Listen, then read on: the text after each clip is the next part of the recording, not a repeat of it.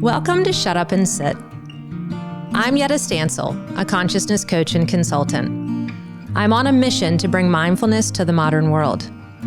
Each week, we will offer ancient healing practices, real-world examples, and the latest research in neurobiology and behavior change into fun conversation that invites you to wake up your highest self. Now, let's go shut up and sit.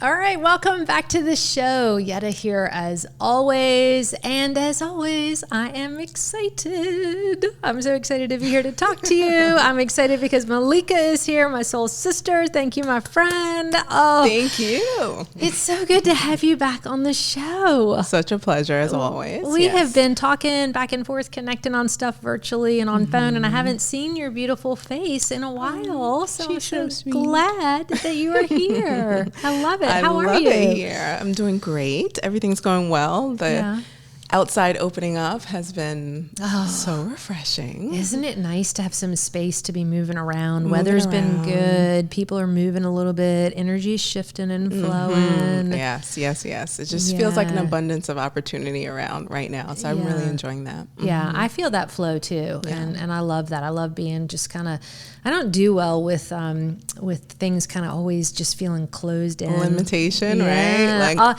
bumping into walls on your edges. I don't love that feeling. So, I was telling my boyfriend, I was like, so one of my core needs is autonomy. Just so you know, I need my freedom, I need my space. He has the same core needs, so it works. But limitations and not being able literally to move, but figuratively to create space. I don't know about you, but I've always been a person who has, even as a small child, felt that need to just expand, to express, which is our natural state. Yeah. Growth, evolution, expansion, freedom.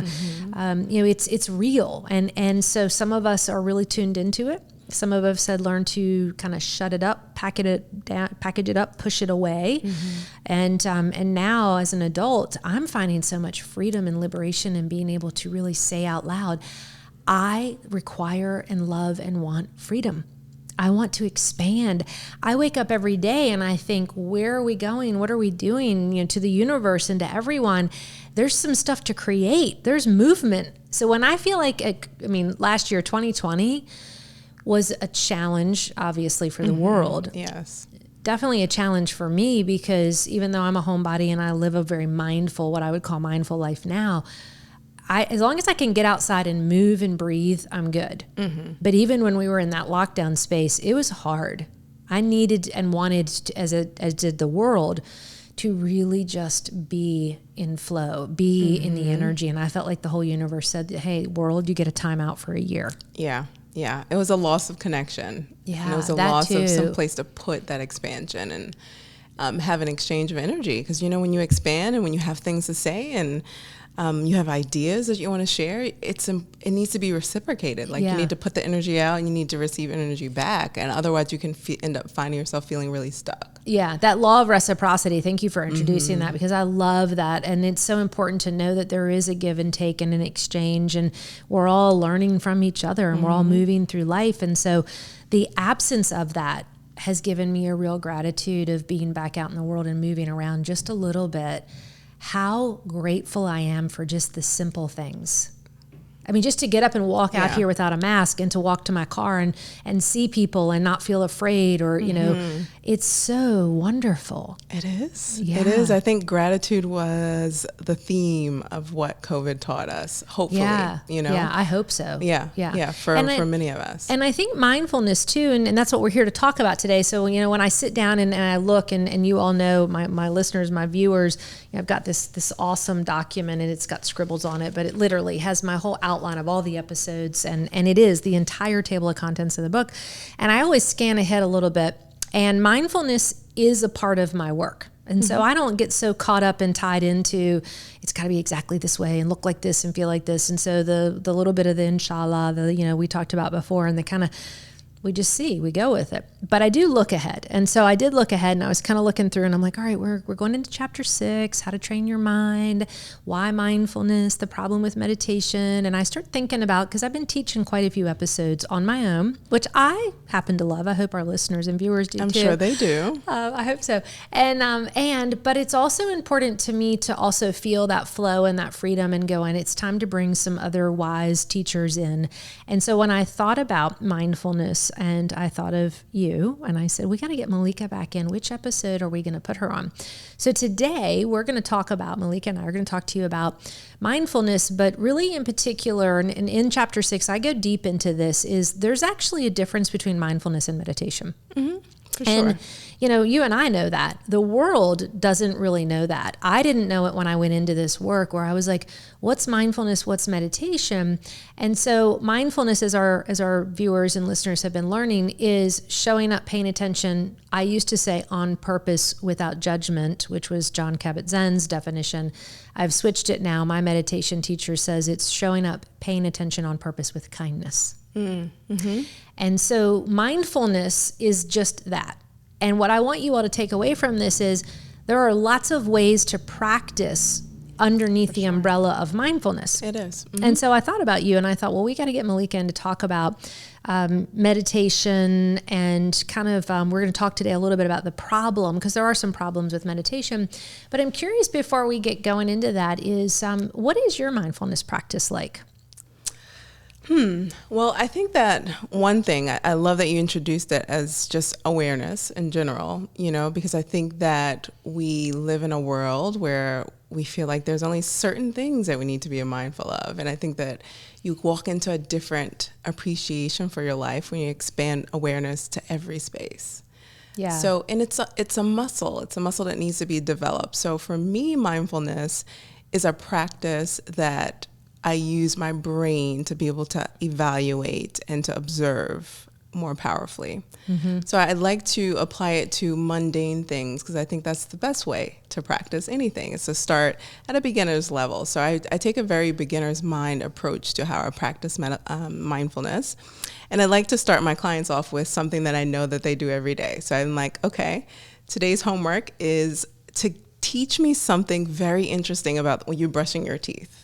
Oh, something I love you did that. not ever notice about something you do, how you hold your body, how you feel when you're brushing your teeth, what do you generally think about when you brush your teeth, how are you standing, what's your posture like? Report back to me. I want a whole several sentences on what you learned or what you became aware of while you were brushing your teeth. So I really like to just stretch that definition of what mindfulness should look like to unleash it into their full existence of how they're going about their day and in their lives.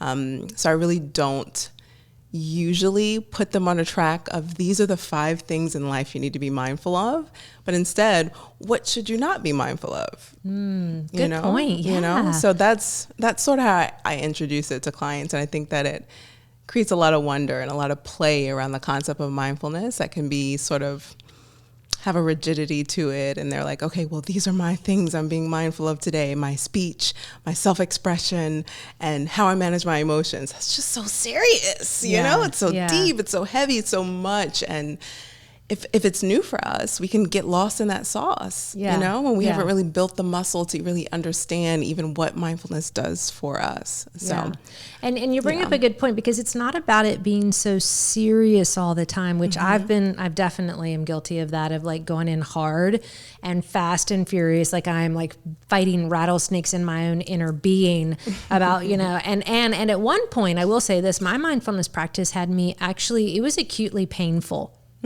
Because I was aware of so much all the time that I would see so much information that it would make it really hard to just even interact socially.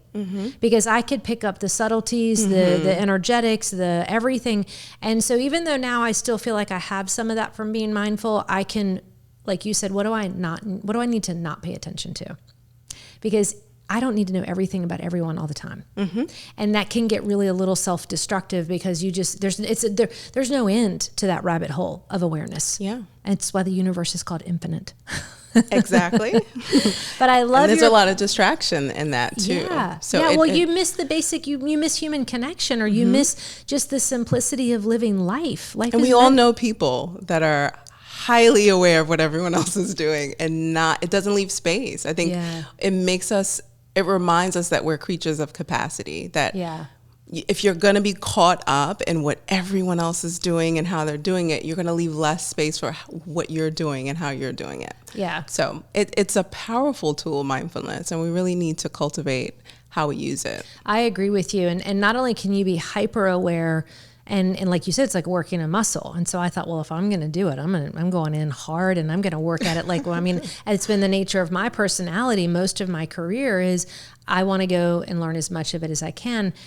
What's interesting, and I do want you all to hear this about mindfulness, because you can get your ego wrapped up in it. Mm-hmm. And that's kind of one of the overarching core problems of mindfulness is all of a sudden then the ego says, oh, well, if 10 minutes a day is good, then we're going to do 100 minutes a day. Well, if 100 minutes is good, and in this position, at this posture facing due north, we're going to do, and then all of a sudden what you've gotten attached to is actually the very work of mindfulness, and you never let go and fully allow yourself to surrender to just being in the space of just being. Mm-hmm. And I think that's one of the things that, so I do love mindfulness, and I love being aware of what's going on outside of me and what's going on inside of me.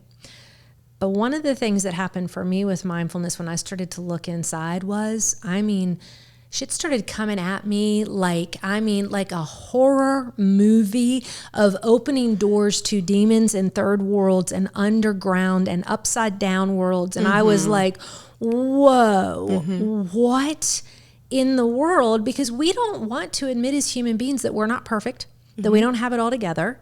And we certainly don't want to admit that maybe I'm co-creating and even at the core creating my own suffering.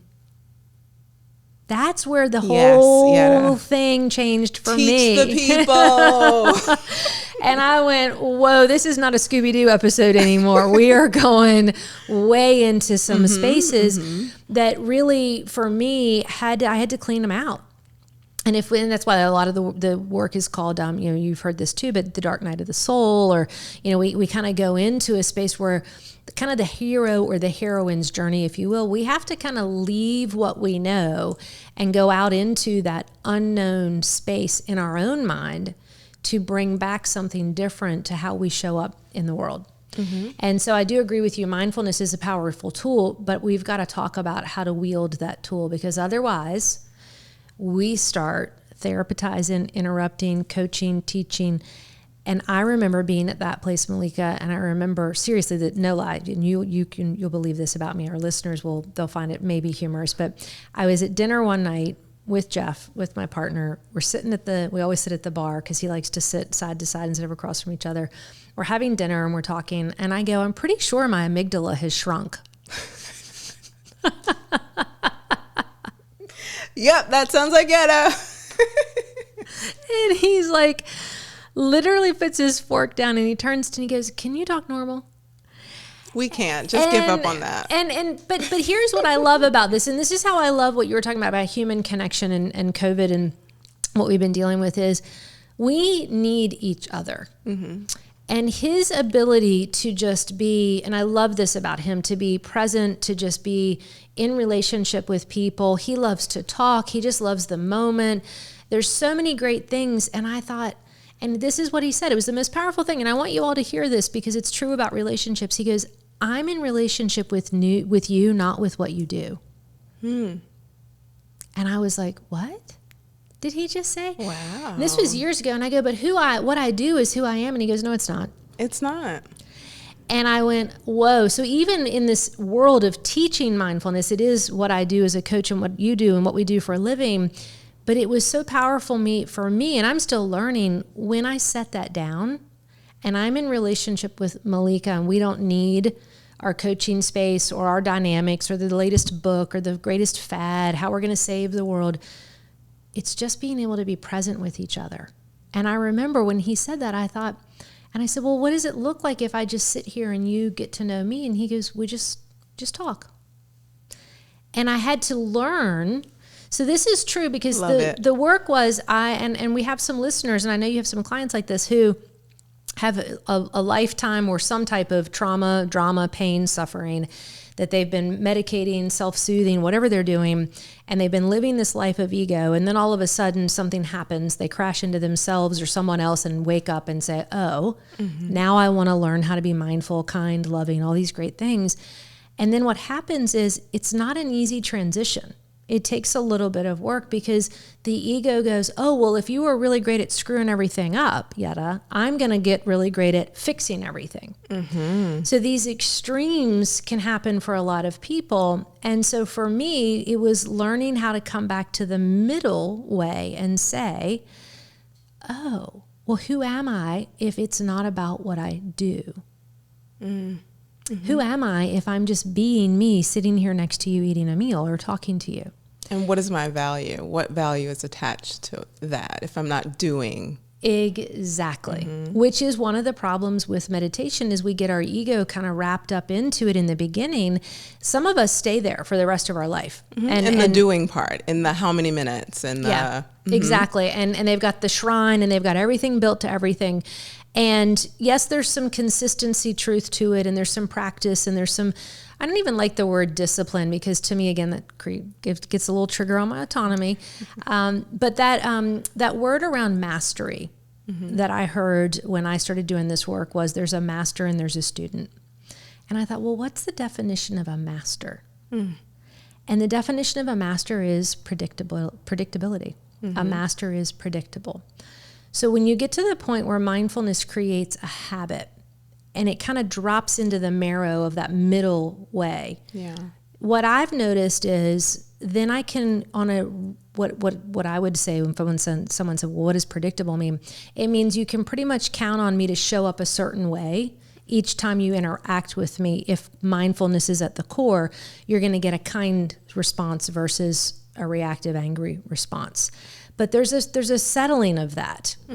And so I'm curious, in your life, when you started your mindfulness practice, did you have some stuff come up? Like, what was that like for you? Yeah, stuff definitely comes up.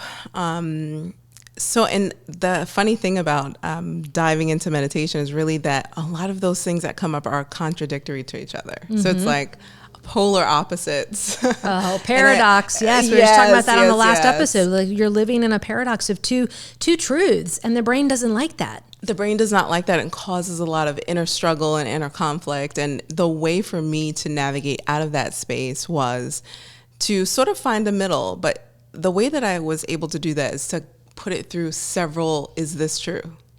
Several layers of, is that true? And to learn to question myself before I share what my core value is, or to make any life decisions based on what I think my inner belief is trying to tell me. I need to put it through at least 3 to 4 layers of, but is that true? Yeah. So I believe this, or this is what I think I believe. Okay, well, is that true? Is that really true? And this is why I do this. Well, is that true? Is that really true? And it really takes about 3 or 4 of those levels of questioning the truth that comes up before you really get to something and say, that's the truth. Well, and that's such a great way to frame that for people, because the truth is our thoughts will run us down some really dark places in our mind, in our life, because our thoughts, and I remember my meditation teacher saying in the beginning, don't believe anything you think. And even in the beginning, when I was ending, my transitioning from my marriage, and I had questions about everything. Who am I? What's my purpose? How do I use that to serve something greater than myself? What is this all for? Am I ever going to be in a relationship again? Is it, what's wrong with me? I mean, I had a lot of questions, and I remember her saying, you don't have the space to go into another relationship until you cultivate all of these belief systems for yourself first. 1,000%. And I thought, what are you talking about? And she said, because all this stuff that's coming up, you're just going to put off on somebody else. Because that's what happens in relationships a lot, right? We have a lot of projection, a lot of mirroring going on. And so these demons that were kind of waking up, and I say demons, they were just parts of myself, my shadow that I had kind of tucked away, that I didn't want anybody to know. That I do things that aren't very nice. I've done things to hurt people, and people have hurt me. And it was all just kind of pushed down and just shoved out of the way. And so the reason why I wanted to talk about the problem with meditation and why I put it in my book was I didn't realize this is why some people don't even go into meditation. Because first of all, and I've got it in the book, the first one I have here is there's difficult in learning meditation because there's so many formats and functions and apparatuses. And are you doing primordial sound meditation? Are you doing loving kindness meditation? It could go all over the place. It can. And so when you started getting into your meditation practice, which meditation, and I have this in the book too, again, see, there is some value of me going into the rabbit hole because I thought, well, if mindfulness is showing up, paying attention on purpose, now we're going to say with kindness, well, then what's meditation? And did you know that meditation actually comes from the Hindu tradition, which is to reach the divine? And mindfulness comes from the Buddhist tradition of going within to cultivate loving kindness and compassion and joy and equanimity in your own inner world. And I thought, well, this is interesting. And you know this about me. I'm not interested in teaching mindfulness or meditation as a religion because I believe no matter what your religious beliefs are or any belief system that you hold, mindfulness is an addition to that, not a replacement for or a substitution or a takeaway from. Absolutely. Absolutely. And I think that's a hang up that we have a lot in this country because people are very narrow vision when it comes to how they express, how they connect with each other, with the divine, with their creator, with themselves. But I think that there's a little bit of that mindfulness built into every faith, really and truly. And there's a calling toward awareness and stillness. And really, those are the pillars of both mindfulness and meditation. Yeah. I agree with you. And I think we don't talk about that enough. So that really is under that first difficulty is we don't really know the difference, between mindfulness and meditation. And yes, you can have a mindfulness practice, which is awareness and just cultivating. You can do that anywhere, on a cushion, eyes closed, eyes open, in traffic, in the line at the grocery store. Brushing your teeth. That's all what am I aware of? So you're expanding awareness. And then in the meditative practice, there's so many different ways that I think it sometimes can overwhelm people. And the ego says, well, which one do I do? Which one is right? That's what my ego says. And that's what I find a lot of my clients get hung up on. They're all right. Try them on. They're like shoes. I don't know, or these, and then you put them on. You're like, oh, that feels right. So I thank you for bringing that up. So for everybody watching, so in this problem place where you're like, I don't know if I can meditate. I don't even like the word meditation anymore because it does evoke a little fear of either you're going to take away what I believe, or you're going to talk about another religion, or you're going to get into something that's just kind of too far out there for me. Or I'm going to be inadequate because I can't sit still that long. I can't do that. So it does trigger. Yep. And so that's why, because you've seen the book and our listeners and our viewers, that's why for me, the title Shut Up and Sit was twofold and I talked about this on the last episode with Rachel, was, wait a minute, I need to find silence to heal myself and bring myself back into this and integrate myself back into the wholeness that you're telling me is already in here. Okay. Yes, guys. I had all these problems come up where I'm like, I can't shut up and sit down. I don't want to shut up and sit down because, as you and I know, growing up for me, silence was a form of punishment. And for a lot of people I know, it was a form of punishment. Even in Rachel and I talked about this on the last episode too, even in the minority world, shut up, sit down, disappear, play it safe, play it small. We don't want you here. Whatever that is, whether it's color, religion, gender, race, political, whatever belief system, sexuality, if you're not this, we want you to disappear. Yes. And so for me, the shut up and sit language came about because I thought, I did grow up in a house where I was told to shut up and sit down a lot. If anything, shut up was a frequent phrase that was brought up in my home.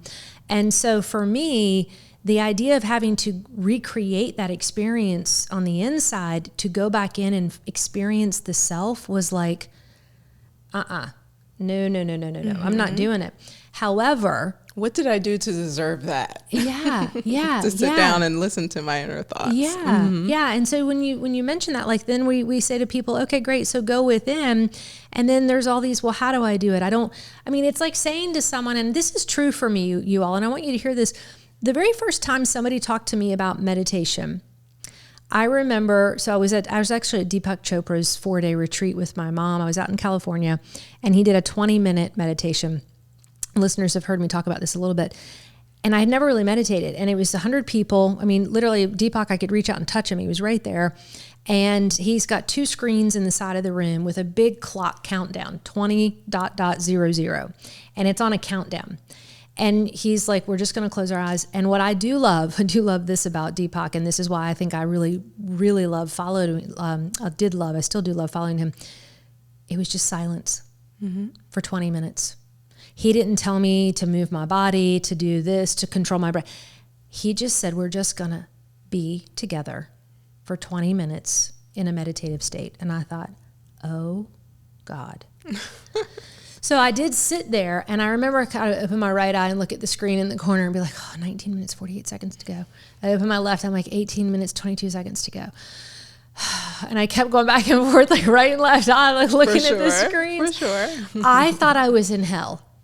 For 20 minutes, it felt like an eternity. Because what I didn't know then was that was a form of punishment for me. It was so traumatic for me. It would be like, whatever's the worst thing that's happened to you, me telling you that's the way for you to find your freedom. Think about that.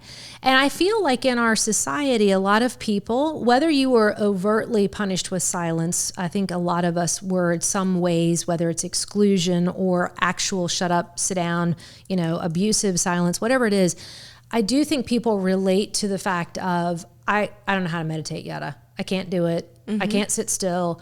Certainly can't do it for 20 minutes. But back to your point, it's a natural progression. Just practice being aware of brushing your teeth.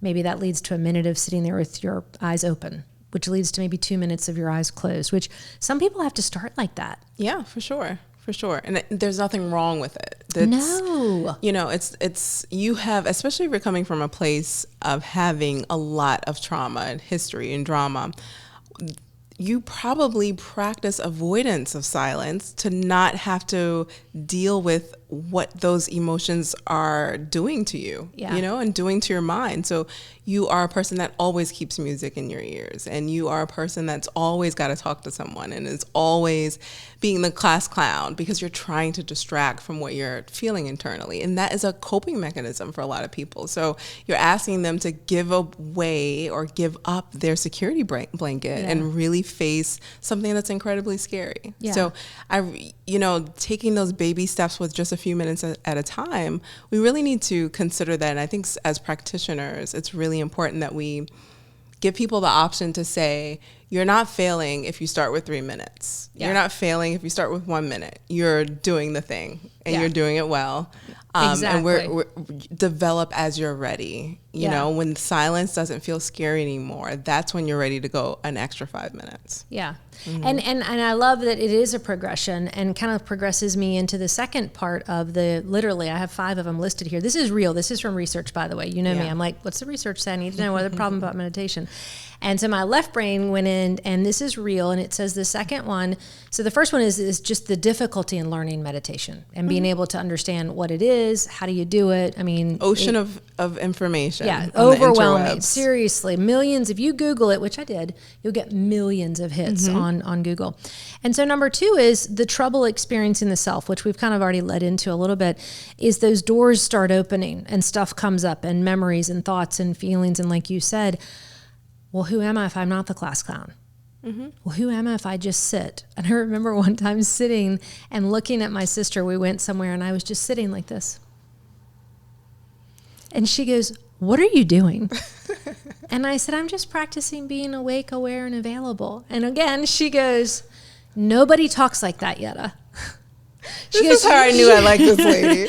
She's just the right amount of weird. She goes, it's like you're a damn Muppet, like Jim Henson, like what? Just do something. And I'm like, but I just wanted to just practice. What would it be like to just be here with you in this moment? And she was like, well, I don't want that. Can you just be normal? And so there is a social norm and and being in the mindfulness world, it is a little bit, sometimes you're an outlier. When I get in the car now, it blows my mind. I mean, after 8 years of just being a beginner, a newbie at this work, I don't listen to the radio. Me either while I'm driving. I don't get on the phone. I crave silence. The first thing I do when I wake up is 90% of the time is I'll sit in some form of just posture, whether it's in a chair, on the floor, or whatever, and I will just be with me. Sometimes it is a formal practice of sitting, eyes closed, and sometimes I practice with different modalities, guided imagery, whatever. So there are habits that I've put in place, but it took me a while. Now, I think the coolest place to hang out is inside of my head and in my being, because I'm going to be with me for the rest of my life. You guys are going to be with you till your last breath. If you don't like your own company, we got problems if we can't hang out with ourselves. Think about that for a minute. Yes, yes. And if I can't be with me, who the hell else can? And you know what? That leads right into that same concept of the inner truths. If you can't be honest with yourself, that's why you struggle to be honest with others. Yes. Everything is, so I love this. Everything on our outside world is a direct reflection and projection of what's going on in the inside world. And so this space of experiencing the self and like, who am I? What's my purpose? What am I grateful for? All of these questions, you realize that it's a process of the ego going, you're just wearing a hat, you're wearing a role, you've got a mask on. They change interchangeably throughout the day. So what I want our listeners to hear is when you start to experience the self, there's multiple faces to the self. Yeah. And I don't know if I'll ever be able, every day my answer is different. Who am I? Some days I don't know. Other days I got labels. I'm a teacher, I'm a speaker, I'm a coach, I'm a mother, I'm a this, some days I'm silence. I don't know. Every moment is a moment to connect with something different about ourselves and others. For sure. Which kind of takes me into the third place, and this is the one where shit gets real, is the psychological problems can get exasperated. So why is that? Because whatever we put our attention on, we bring more energy to. And then all of a sudden we're facing our anxiety, we're facing our stories, we're facing our loss, our grief. And what I say to my clients when they get to this point where they call me and they're like, I don't know if I can do this, I'm like, keep going. Keep going. Keep going. Because what's on the other side of that? Freedom. Total freedom. Because it's an illusion. It feels like it's the worst place in the world you're ever going to go inside of yourself. And I promise you this, if you can just sit with that part of yourself, if you need to phone a friend, but don't turn back and not do the work, because that's all an illusion that the ego and the constructs of our mind have put out there to make us think it's not safe, don't go here. Yeah, it's the boogeyman in the closet that you just never open the closet. Yeah. And then you die with your closet door closed, and it's such a shame because there's so much in there. You limit your life and how much you can live because you're not really living, and these are true words, awake, aware, and available. Don't you want to live a life where you are awake? Fully awake. And aware so that you can see what's going on. Think of the beauty that we would miss if we didn't have awareness. And you can access all the parts of you, because that's the other part that I think that people don't quite understand is when there's a monster you're avoiding that's blocking parts of your being, standing in front of parts of your being. If you never go through, you don't get to access those things. He's a blocker for the other parts of you that you can't express, that you can't tap into, that you don't get to explore. And it leaves you not showing up as your full self. And then that creates a lot of feelings of inadequacy and self-doubt, and it just enhances them. We all have those experiences, but it enhances them. Well, it's like what you're making me think about is like the boogeyman kind of is making me think of in the closet, or the monster under the bed is a metaphor and analogy in Joseph Campbell's The Hero's Journey, which I call sometimes the heroine's journey because we're women. It doesn't matter male or female, but on that journey of going within, right? So when I say this, so those of you watching, so The Hero's Journey, Joseph Campbell did this great body of research, and he realized every story in the world ultimately follows one main theme, and it's the hero's journey. So I want you to think about Star Wars. I want you to think about Lord of the Rings. I want you to think about any Hollywood movie that has been a major hit. Avatar. What are some other ones that I'm missing? We could go down the list. They're all the stories next time you watch something, pay attention. The hero or the heroine will leave home, literally, I think about like The Hobbit and The Lord of the Rings, leave home, go through all these trials and tribulations out in the world to get something of value, to bring it back, to bring a benefit back into the community. I think of Luke Skywalker. I mean, we can go down the list of all of our characters like that. It's the same work on the inner world. Mm-hmm. And we do the hero's journey to go within. And so that boogeyman in the closet, that animal or that monster under the bed that we think is there, is no different than the goblins and the ghouls that, Frodo had to go through the forest and fight for. But they're there for a reason, to wake up something inside of us. Mm-hmm. They're also there because they've been put there by our own mind to protect the things that we cherish and value the most. And we miss out on those in life if we aren't able to confront some of those demons or stories or monsters that we've created and the world is co-created to say, don't go down this path anymore. Mm-hmm. There's pain down there. Yeah. But the beautiful part is pain is just part of life. Suffering is the optional part. Mm-hmm. And laying there in bed believing that there's the boogeyman in the closet is suffering. Getting up and turning the light on and facing and going, I'm going to open the door. Yeah, there might be some pain in that, but it's short-lived. Short-lived, and you get to grab your beautiful gown and wear it into the world. Yes, yeah. So number 3, that whole psychological space, getting exasperated, it's real. It happens. I talk to my clients about it. I know you talk to yours about it. So I wanted to put that in my book and in this chapter to say, you're going to bump into that. You're going to first go, I don't know what the hell meditation is. What's the difference? That's why I wrote the book, to help you guys understand, because I don't know. I figured if I had the question, somebody else out in the world had to have had it. For sure. And then, well, who am I? That's a really interesting question. And then, oh God, now all this stuff's coming up. But now when anxiety and fear and depression and all these things come into my world, which people, they still do. I still have days where I'm like, not my best self right now. Mm-hmm. But you know what? I can be with it because I know it's not who I am. It's a result of a story or an experience I'm having that I'm living, telling myself. And I can now choose to say, I'm going to tell a different story, or I'm going to go down a different path. Yep. I'm the master of my mind. I'm the master of my behavior and aspirations, not the world, not you, not Robin, not all the people that are interacting with me. My mindfulness practice and my meditation has allowed me to cultivate enough silence to create a pause and say, I have a choice to create this moment. It's not going to create me. I'm not a default anymore. I'm the actual deliberate creator of my life. I love that. And that's freedom in a nutshell. Absolutely. Which takes us, ironically, into step number 4. Your reality is the part that gets challenged when we go into a meditation practice. I'm not going to lie to y'all. Now that you've faced the demons, you now get to choose, do I want to live the life I've always been living? Mm-hmm. And there is a renunciation that happens in this practice of going within and changing habits and patterns, which habits are coming up in another chapter further down the road. We haven't gotten there yet, but we're on our way. But you do have to renunciate and say, you know what, I'm going to set this down and leave it. It doesn't serve me anymore. It could be a habit. It could be a health behavior. It could be a relationship, a job. It could be anything. Mm-hmm. But you start to realize, I get to create the life that I want. And we're not raised in a world that teaches deliberate creation and empowerment and freedom. We're not. Especially if you're a minority. The system is rigged, and the system is built to say, hey, you get this access, you get and so we're waking up to a world that says, what if we're all empowered? Mm-hmm.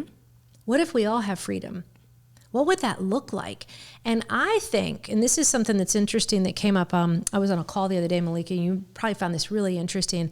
We were talking about diversity, equity, inclusion, mindfulness, and there was a call, or a gentleman on the call, and he said, my question for you is, if you're saying mindfulness is the pathway or the bridge to getting people to include and invite and accept and allow and love and all that stuff that we talk about, he said, where does it help people who've actually turned the hate from the world onto their own self, their own desires, their own color, their own sexuality, their own preferences? And I paused for a second and I thought, that is a really great question, mm-hmm. because even if I opened the gate and said you are free, if you've cultivated an entire life in a belief system that you hate yourself for your choices or for your circumstances or for your differences, what does mindfulness and meditation do? And that was where I said, it really cultivates self-love and self-acceptance. And that takes time. When you've been told for a life what you do is wrong, how you think is wrong, how you feel, how you dress, how you look, your preferences, nobody wants them.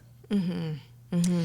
So it's great to say your reality is challenged and you get to create a new one.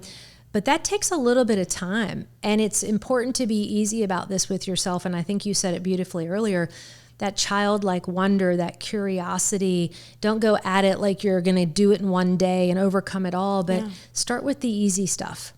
Start with the stuff that you can really start to see where mindfulness and the ability to go quiet and be with yourself is lovable and is worthy. And then it'll erode away. Then you progress to the harder stuff. Exactly, exactly. Which leads us into the fifth one, which I think is really interesting. And it's actually titled, the research said this, subjective happiness, which means my happiness is only based upon, it's only here if the subject of something is making me happy. And that's a condition. Oh gosh, this is a...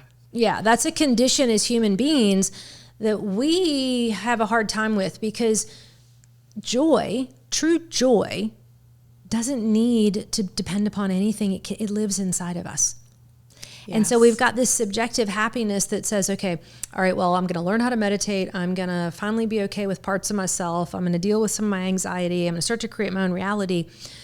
The fifth most difficult part is nothing outside of yourself is going to make you happy or bring you joy other than you.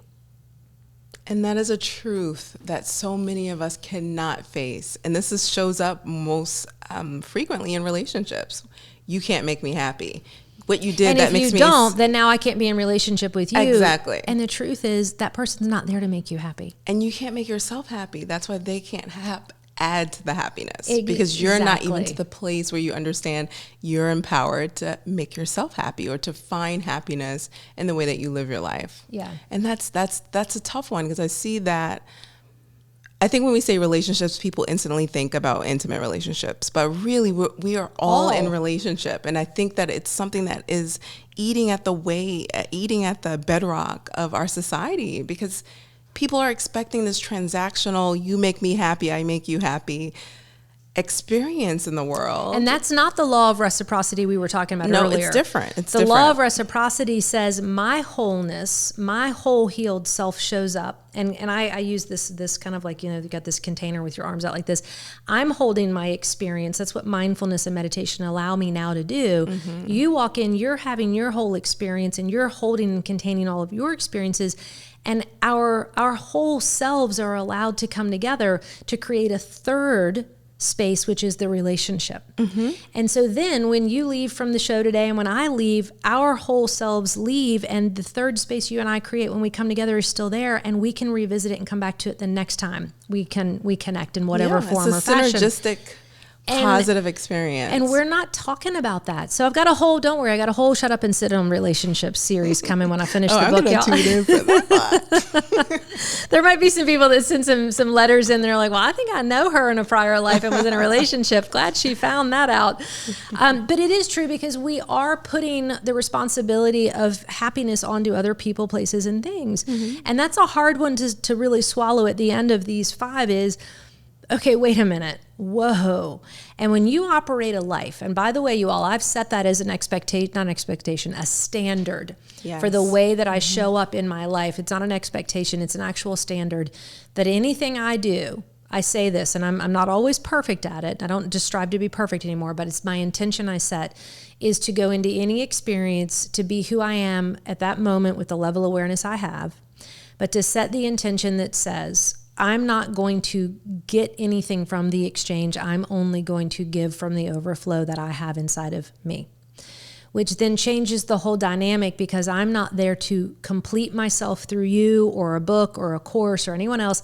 That's why the Shut Up and Sit book and course exist, because the work is for you to find out what's the wisdom and truth inside of me, remove the barriers to find that, and then it's always with you. You won't go around expecting or asking or putting conditions on anyone or anything to make you happy. So now if disappointment comes, the word even sounds strange to me, because I don't have any belief system that goes into anything as much as I can now to say, you owe me. You need to give me what I want. If it works, it works. If it doesn't, I go, okay, well, that just wasn't a connection that was going to happen, and I move on. And you know why I love that? And I think this is when I try to connect empowerment to mindfulness, is It's when you're creating your own ceiling. You're deciding. That is true empowerment. My ceiling for happiness, for joy, for how I want to show up. I'm not going to let the world set it. Like, this is how far you can go. This is how you can say that that was a valuable experience, or that was a good relationship, or a good business decision. You yourself can sit in your own silence and decide, this is my ceiling. That to me is empowerment. And that's what you can find through mindfulness. Yeah, and that's the choice that you have on the inner world. Mm-hmm. You're making me think about, as we're kind of starting to wrap up here on these. I was reading a book this weekend. I can't say the title, or I've been promising I'm going to try to be better with my language on this show. And the only reason is because, I want to be respectful of everybody. All right, so the title of the book is Everything is Fucked. Okay, so that's the name title of the book. All right, it's probably a good book. It's a phenomenal book. He also wrote The Subtle Art of Not Giving a Fuck. Oh yeah, great psychologist. Great. So it was a #1 bestseller. People. So for crying out loud, I mean, So I work with a lot of corporate people. They're going to be watching this, and they're like, "Yedda, I thought you were trying to be professional." So here's what I love about this book. And so this was another book, the same author, but he wrote about this, and there was a story in the beginning, and this guy comes out of the gate hard and fast. And he tells a story about a gentleman in Poland during the time of World War II with Hitler that actually volunteered to be arrested and taken to Auschwitz. And I forget the gentleman's name. You can read the book. This is a heavy story. And this gentleman believed so much in Poland and in his country, nobody knew how bad it was inside Auschwitz. Nobody. And when he got there and volunteered, he thought he was going to volunteer to go in, get arrested, and then free his comrades and, get them out. So here's what I want to say. He was there for 2 years. And he kept trying. What he did and the infrastructure he built to get information back to the outside, amazing. But he survived in 2 years in Auschwitz. And nobody believed him because they said it can't be that bad. Cannot be that bad. It cannot be happening. Anyway, you got to read the book on this, and why I'm bringing this in with the whole idea of, talking about your subject of happiness is eventually he does get out. Okay, so I just want you guys to know that. He goes back to his homeland, to Poland. The Soviets are just as bad on the other side, and there's all this stuff happening. And so he really talked about how he survived, very much like Viktor Frankl in Auschwitz, but he had hope. And earlier on in the book, you guys, and earlier on in the episodes, you've heard me say this. In the emotional guidance scale, there's the downward spiral of negative emotions, the upwards of positive. Hope is a really pivotal emotion because it's the one where you are the deliberate creator of your life. Because as long as you have hope, there is possibility. And hope dies last, is what was going on in this story, in this book. And this gentleman had hope. He did survive it. He got out. Well, long story short, the Soviets actually arrest him in Poland, and all kinds of bad stuff happens. And what was really fascinating, and I want you guys to hear this, because this is somebody who lived in a time period we can't even comprehend. So we act like, oh, it's so terrible experiencing the self, and we've got all these psychological problems, and nothing that you could face shutting up and sitting down on the cushion could be near as bad as what people like this gentleman lived through in history, and others. So I was reminded in this story, get over yourself. Shut up, sit down, go within, and whatever you've got to face inside of you, go read this book and read the story of what some of these heroes did to save our world. And this gentleman, the Soviets, and you'll hear the story, but they capture him for a year. And he writes to his wife, and he said, what they did in Auschwitz is nothing compared to what they're doing to me here.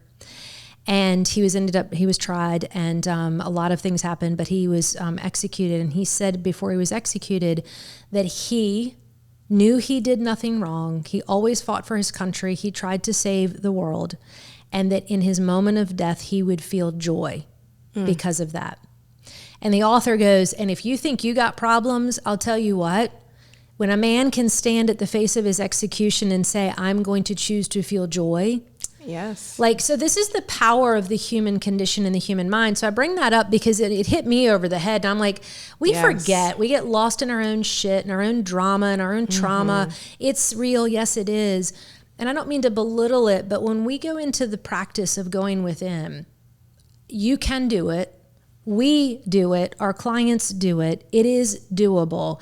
Yes, there's some challenges to it, but I can promise you, I would rather face those demons than some of the demons that I read about in stories of heroes in history, and they give me hope. That when a man can look his executioners in the eyes and say, I choose to feel joy in this moment, that's some heavy, powerful shit that I don't even know how to tap into. So when I hear that, I go, I could probably sit down for 3 or 4 minutes and just be like, so Yedda, what's going on today inside of you? Malika, what's happening inside of you? You can. We all can. Yeah, yes. we all can. So the world needs silence. It needs stillness. And I'm just bringing my right and my left brain together. I'm bringing people like Malikah. Somebody said the other day, they were like, I love seeing the two of you together. I'm like, I know, she makes you feel good. What? I love you, person who said that. And I said, I hit you over the head. And then Malikah's like, oh, but you feel good. So it's fun to work together. And as we also close, so you got your 5 problems with meditation. You can read about those and go through that in the book. We have an online course that's really cool. So all that's really cool stuff. But the even cooler part of the work that you have, Malikah, is as we wrap up, tell everybody we've got our awesome retreat coming up. Yep. We're so excited. It's coming up fast, guys. We're going to Morocco. We're going to explore the Sahara. Visit Marrakesh on the way out, and I'm just so excited. There's going to be so much transformation that happens. We're going to meditate in the desert. We're going to do some cool personal development and growth stuff, but we're going to really embrace and embody being the joy. And then when we're in joy inside of ourselves, we can enjoy the whole of life. And so that's coming up really, really soon. So soon. And so even if because this video will be on our online course, so even if the date's already passed, don't worry, we have lots of other retreats we're going to be putting together for you. But if you're listening to this live as it launches, we are going to Morocco. It's going to be amazing. We have a website for it. What is it? healgrowloverepeat.com. Yep, healgrowloverepeat.com. You can check out all the details. We want you to learn how to shut up and sit down and go within and do this work. And you know what? You already know how to do it. We're not going to teach you anything different. We're just going to be with you in the journey. We're going to hold space for us to all just unleash and see what happens. That's what it's all about. Thank you for holding space today to come on down back to the mindfulness bar and just hang out with me. Always, anytime. I love it here. I love your beautiful smile and all your words of wisdom. She's a good one, guys. Listen to this one. Well, so are you. So as we leave, what are any parting words of wisdom you want to share with our listeners before we wrap up?